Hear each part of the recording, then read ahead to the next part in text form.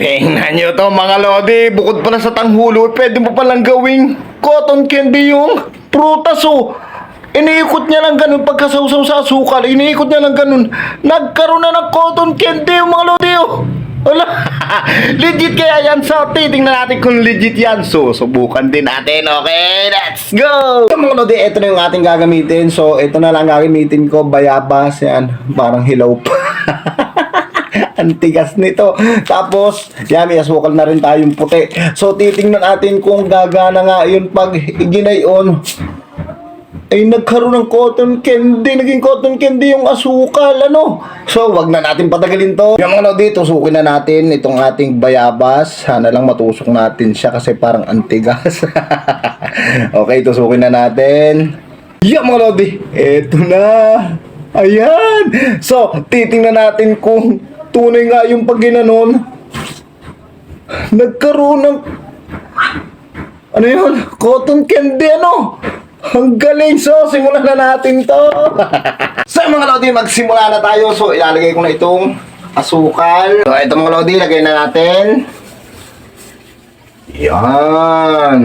Okay na siguro yan mga lodi kasi tatato naman yung bayabas natin. Tapos, lagyan na natin ng tubig. Yan. Yan. Okay. Mga lodi, ito, kagaya na siya nung napanood natin. So, ganun na siya, nakumukulo. Parang caramel na siya, mga lodi. Ayan, so, sausaw na natin siya. Yan na, mga lodi. Yan, sausaw natin. Di maabot yung isa, mga lodi.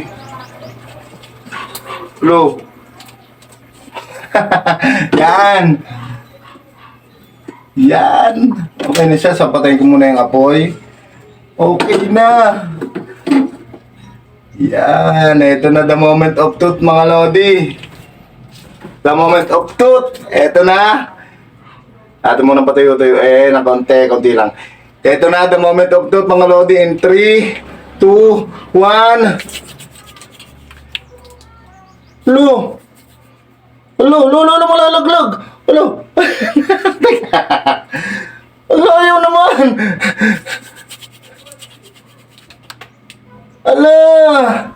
Alam mga lodi, konti lang. So, isa pa. Nagtatalsik.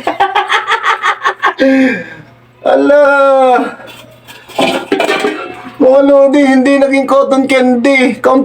Meron pala konting-konti lang oh. Hindi.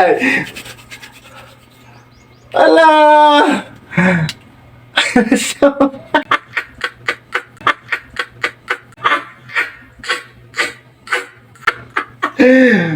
hindi siya na. Tigas. Ito pa nga. Yan, mga lodi, isa pa. Ito, teka, patuloy natin ng konti. Baka pag malapit ng matuyo, o no? So, yan na siya mga lodi. 3, 2, 1. Ito lang. Ito yung nilagyan natin. Ayaw naman. Ano kayang nilagay niya doon? Yung isang ganun lang ang ginawa niya eh. Okay na eh. Ginanyo lang ng isa. Pero yung atin hindi. So yun na nga mga lodi, ito na ang ating nagawa. Paano kaya ginawa noon mga lodi? Alam niyo ba? Baka pwede nyo sabihin sa akin at gagawin ulit natin no.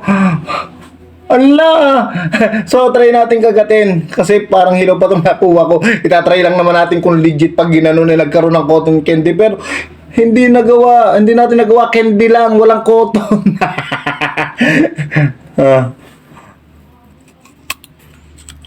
Nakakagat pa rin sa kong ngipin, no? Asim pa.